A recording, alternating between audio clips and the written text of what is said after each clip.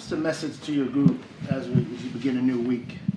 Just that. It's a new week. Guys are in today. We watched the review of the Eagles game. You know, it's always a little harder to do it 3 days after because you'd rather do it the day after when it's fresh. But just pointed out the things we did well, things we need to do better, and then how we're going to do that. And then take a little lunch break, which we're on now, and then do the Giants intro. So, we never change. Our process always stays the same. Is your philosophy the 24-hour rule, or is it, in this case, you had like 48 hours because you saw CD? Obviously, he was upset about the game. He was working out. How do you try to move on? Well, the rule I abide by is the midnight rule. That's a Marty Schottenheimer rule. Midnight, and we didn't get done playing until I think after midnight. So, but his thing was always, hey, you play the game, you have till midnight to feel sorry for yourself or be excited, and then once midnight hits at 12:01, you move on to the next opponent because there's another great team coming in.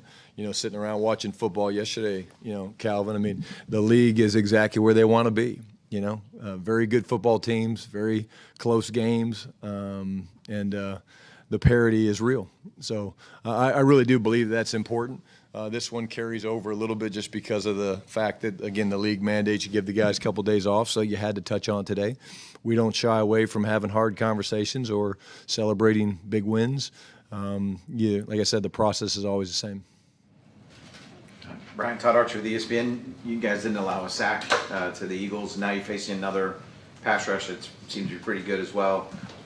When you have a young line, how do you tell them, like, hey, good job, but now get ready for these guys? It's a humbling business, man. They know that. They each week has its own challenges, Todd, and this is an incredible front coming in here. They've obviously added, Abdul Carter, high draft pick, good player, but with, Dexter inside and Burns and Thibodeau and, I'm a big Bobby Okereke fan. I think he's a hell of a football player. And but I was proud of the guys last game.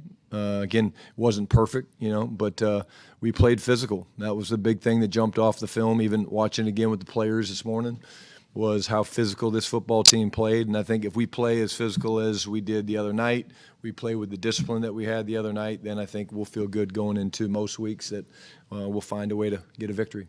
And Javonte, was that the touches that you want, like ultimately you'd like to see from him on a week-to-week basis, or is that something you think might rotate? No, I think Javonte's kind of he's clearly the starter right now.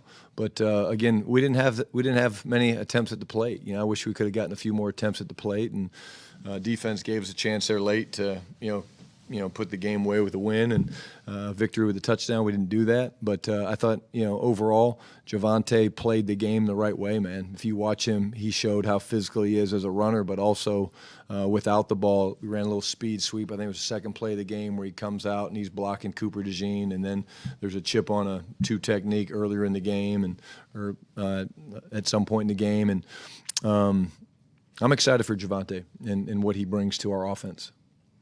John Machado with The Athletic. On the outside going into that game, it was kind of tough to know what you guys would be because of the new pieces, new coaching staff, not doing much in the preseason with a lot of those guys. Was there anything when you watched the film that maybe exceeded your expectations?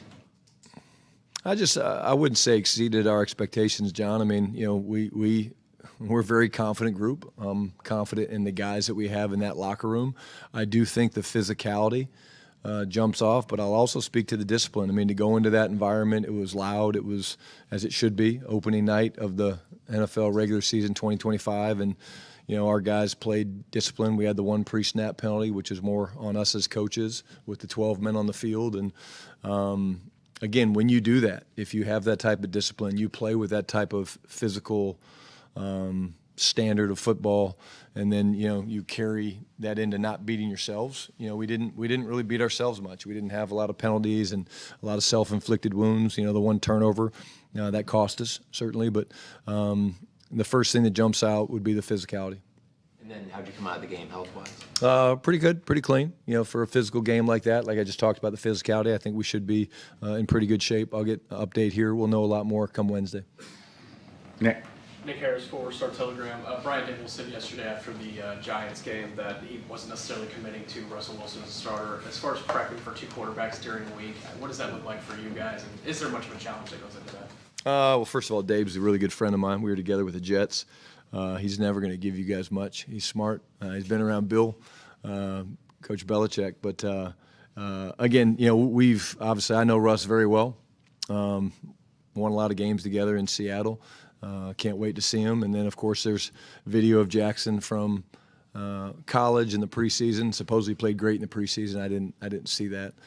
So we'll be ready for both of them. But, again, we're just starting our prep. And, again, we'll see how they play. Supposedly they're going to have a package for Jackson yesterday anyways.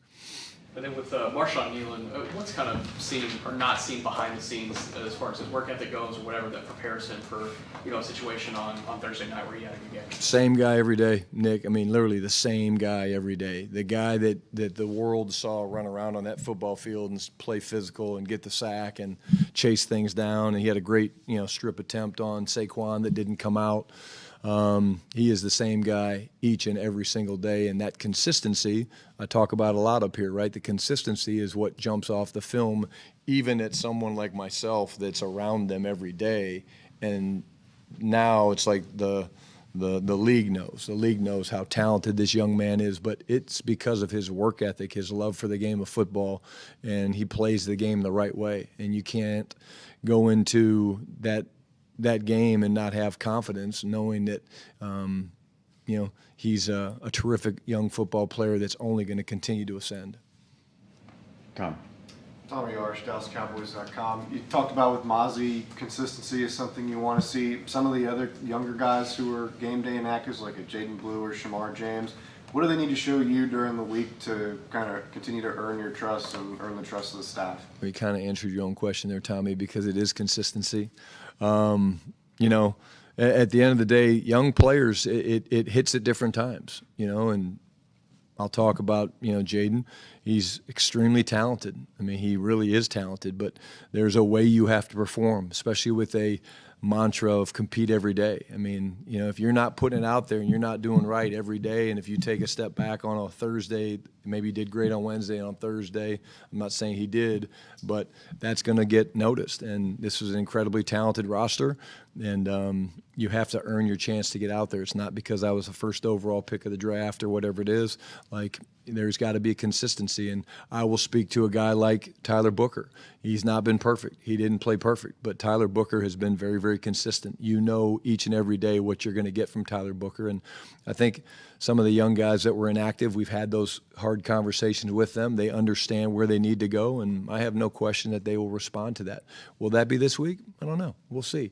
But the cool thing for them is they can determine that, and they might have a great week of practice, but because of numbers, they could be still inactive, or they could have a average week, and we end up needing them to step up because of different things that happen. But consistency is clearly the thing that we're always looking for with young players.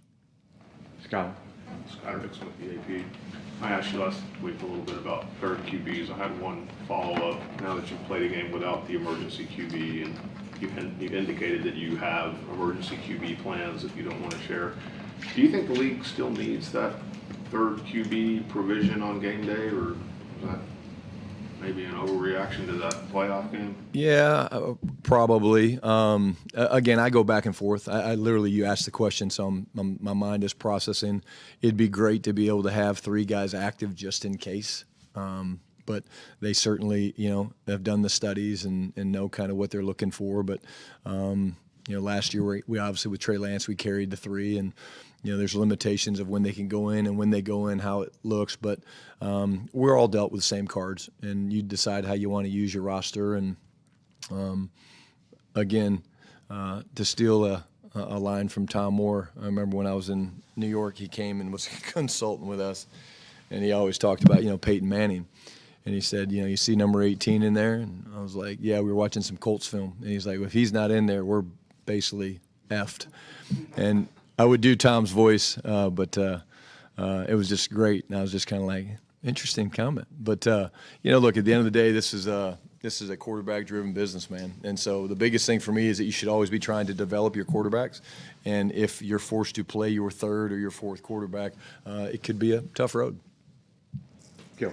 Joe Hoyt, Dallas Morning News. One more question about Marshawn Kneeland. Obviously, Marcus Lawrence was going to be a pending free agent. This guy used a second-round pick on. What did you see from Marshawn Kneeland kind of last year, learning from DeMarcus Lawrence to potentially kind of take over that role like he is this year? Yeah, number one, Marshawn is a sponge, and he learns from everybody. But, like, I think D-Law did a great job really leaning into him last year. And, you know, they are very similar. The play style, the aggressiveness, the violence in their hands, and the instincts that they play on.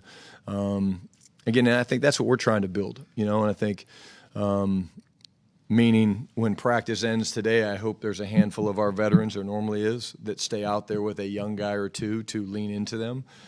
Not just because we want you guys to see it on camera, it's because it's going to help us. Is it going to help us this week? I don't know. But it sure as hell is going to help us 3, 4, 5, 6, 7 weeks down the line. And so we have the right type of culture. And when you have your veteran players, again, going back, staying out there and spending time with your young players, I think that's a huge advantage. And, you know, I've seen it with multiple of our vets.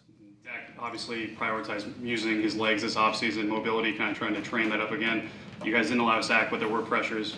How much of that is a testament to what Dak was able to do from his mobility standpoint, and what did you see from that work in the offseason kind of translating? Well, number one, he looks great.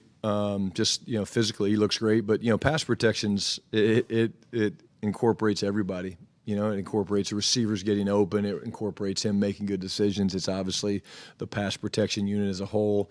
It's the running back. So it's really not just one thing. But that's a very, very good front that we played. And, you know, they've got the ability to affect passers. And I think, you know, for the most part, we did a really, really good job of going through our progressions, getting the ball out of our hand. But when he had to move, he moved, and he moved well. Garrett. Garrett Podell, CBS Sports. Brian, George Pickens, he had 4 targets in the last game. Was that a game plan thing, or is that more Dak's first game back and he's just really excited to throw 13 to CeeDee Lamb? No, again, you know, each week's going to be different. You know, Garrett, I mean, George is an incredible player. They did cloud to him quite a bit, but you know, each week's going to be different, and you never go in and say, okay, hey, well, you get 13 or 14 this week, and you get 4. Like, we never do that. Really, the ball kind of goes, you know, certain spots. Looking back at the film, you know, even watching with Dak a little bit ago, there was 1 or 2 potential possibilities where the ball should have gone to George. And the cool thing about George is, like I said, he was so into the game. You know, like he affects the game in a good way. And you know, I never felt one time like he was pressing, which is a great thing. What is the conversation like, you know, entering this week, a new player like him, contract year, wide receiver where they kind of have to ask for the ball? What's that like, you, the play caller, going to a receiver like that and talking after a week where it's only that kind of number? Well, it's funny, and I didn't have it with George. I should have probably had it with George, but I showed CD before the game all of his targets. So on the back of your call sheet, you've got to get the ball to certain people. And, like, it was like this. Okay, CD, look at all your targets.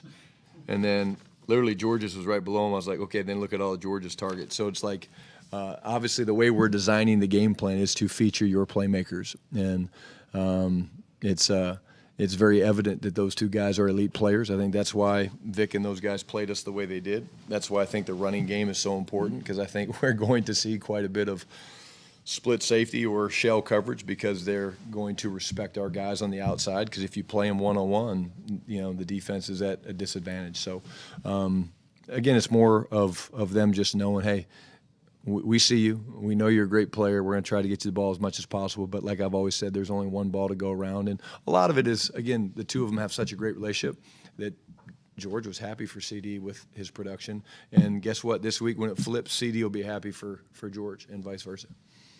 Christy. Christy Scales, Cowboys Radio on 105.3 The Fan. I want to go back to quarterback for just a moment, and your knowledge of Russell Wilson, even after all these years, and he's not surrounded by what he used to be. What is it that you most appreciate about his game? Oh, man, that's a great question. It's probably a long answer. One of the greatest deep ball throwers I've ever been around, Christy. This guy's ability to just drop the ball in the bucket and put the perfect amount of air to the receiver that it was intended to. What do I mean by that? Like, Tyler Lockett was a was a 4.25 guy. Probably still runs pretty damn fast. So he would put a little bit more air up underneath it and let Tyler go track it, whereas DK, he would throw it a little bit flatter, but it didn't matter who he was throwing it to. He just was probably one of the best deep ball throwers I've ever been around. The ability to extend plays when I was with him was incredible. He just was a great improviser, and that's what our game's become. I mean, our game is, sitting around, watching the games last night, watching Lamar and Josh play, man. It's like, if you can't move around and make plays in this league, it's you're outgunned a little bit. So those are the first two things that pop out. Excited to see Russ. I'm actually mad. I got to reach out to him because Tad over here, my man Tad, he's got on more. So Russ has a shoe brand called Good Man. It's a clothing line, and Tad's got like 9 pair. Show them off, Tad. So Russ, if you see this, I'm losing to Tad. So please send some Good Man shoes. I'm happy to pay, but it'll be great to see him. Seriously, he has like 6 pairs. I'm getting pissed off. Seriously, Russ, I'm getting pissed off. Yeah, I am getting pissed off. And he brags about it. He's like, hey, see, check him out. I'm like, yeah. There's a couple more, Russ. Yeah, no. Ed. Ed Werder with WFAA. Going into your first game as a head coach, you had an unlimited amount of time since the Eagles were your first opponent. Now you're playing your home opener. You've got a little extra time again. Does that help you as a head coach to have additional prep time? Well, number one, we're looking forward to opening the season at home, for the home opener. I watched a little bit of their game yesterday. I'm a football fan, Ed, so I'm going to watch, game. I kind of do the Red Zone channel. I like just kind of see what the league's doing. But we're early in the parts of our preparation. I think they're an opponent we know pretty well. Having, being another division game. What you have to guard against is kind of over-preparing. Because there's certainly, when you're in the new part of this year, okay, what's Shane Bowen going to do differently than what he did last year? And, what's, Daves and Kafka going to do different? So this is one of those games where it's kind of like you focus a little bit more on yourself. And that's kind of early season football, because it's like, okay, they could do X, Y, Z, but as long as we're doing things that we believe in and things that we know we're good at, it gives you a chance. Other question, as you were watching around the league yesterday, did you watch some Green Bay Lions, and if so, presuming you did, what did you think of Micah Parsons' impact early on the pass? Again, I did see a little bit of the game. I was flipping back and forth, and Green Bay looked good. Number one, anything particular? Yeah, I saw him running around out there. Yeah, he looked like he was having fun. That's good. Todd. Is Diggs still in a ramp up, or is he good to go now? Who? Diggs. Trayvon? Yeah. Again, we'll talk about it, Todd, but again, he did really well in the game, and, see how he does today. And today's a little bit more about just shaking the rust off. We'll get a little jump start on, the Giants and move around a little bit. These guys have had a couple days off, so shake the rust off a little bit, but I think he'll be pretty clear to play. He's probably a guy that always kind of wants more than you give him. Always. Yeah, always. He loves playing football, man, and he's really good at it. And I love seeing him. I love seeing him smile at the game the other night. Looked like he was having a great time, and we played him in certain packages, and it was great to see him out there. Kyle Yeomans, Cowboys TV. Coach, you've always emphasized the need to be physical up front. What did you see from the offensive line and the tight end group being physical against a defensive front like Philly, specifically in the run game? Pad level was really good. Combination blocks were really good. Kyle, we wanted to use some misdirection against them because, like I said, they're not a very complicated defense. Talking about the Eagles, they're not very complicated. They're just really good. So I thought some of our combination blocks were really, really good.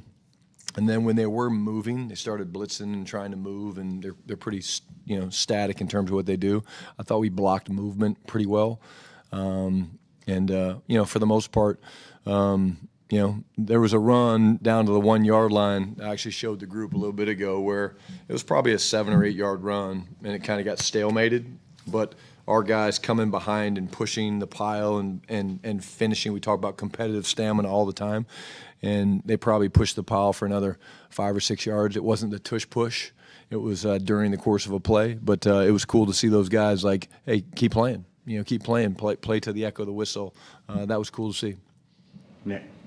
For Kenny Clark, I know it's probably impossible to get 100% acclimated in less than a week, but were there a couple of plays that jumped to mind, seeing the film on Thursday and being like, wow, that's going to be his impact? Oh yeah, there's a lot of them. You guys can go find them. They're pretty easy to find.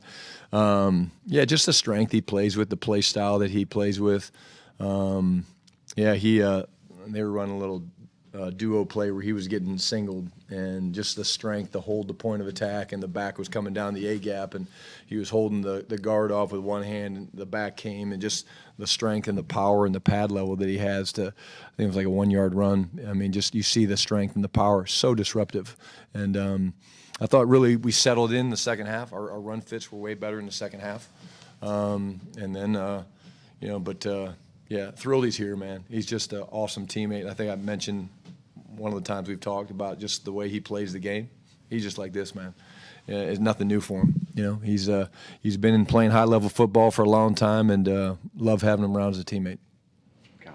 Now that you're back to calling plays, how much did you second-guess yourself on when you did your own review of yourself in that game? Oh, there's always ones you second-guess. You know, I'm going to always be incredibly hard on myself. And I do believe this. I'll say it. I've called a lot of shitty plays in my career that worked out great. And I've called a lot of really good plays where I was like, you guys wait, this one's going to be sweet. And then it's like -5. I'm like, damn, didn't see that one happening. But what I will say to you is I'm very confident calling plays, not because of me, but because of the players that we have on this team. Did you leave anything on the call sheet from a game? And I know you talked about time of possession was an issue too. No, I wouldn't say, because we have our must calls, and I felt like we got all those out there. Looking back at the game, I felt like in the fourth quarter there was, we were really good on third down all game, and in the fourth quarter, 3 of our 4 third downs were 10 or more. So I probably could have helped us get into more third down and manageable, and different things affect that. But being self-critical, that's an area that I can do better. All righty. Thanks, guys. Russ, I mean it. Send me the shoes.